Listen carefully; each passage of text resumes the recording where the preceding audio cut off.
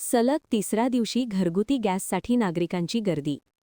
कोल्हापुरात सलग तिसऱ्या दिवशी घरगुती गॅस सिलेंडर खरेदीसाठी नागरिकांची मोठी गर्दी होत आहे.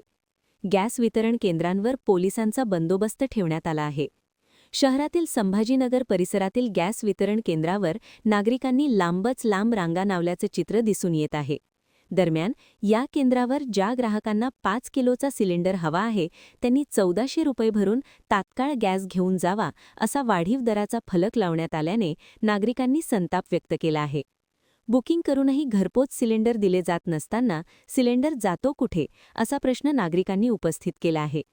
एकीकडे ग्राहक गॅस सिलेंडर मिळवण्यासाठी मोठी धडपड करत असताना दुसरीकडे एजन्सीकडून 1400 रुपये भरून 5 किलो गॅस घेण्याचा बोर्ड लावल्यामुळे ग्राहक वर्गात नाराजीचं वातावरण आहे. या प्रकरणी जिल्हा प्रशासनाने तातडीने कारवाई करावी अशी मागणी नागरिकांकडून करण्यात येत आहे. तसेच गॅसचा काळाबाजार सुरू आहे का असा सवालही नागरिकांनी उपस्थित केला आहे.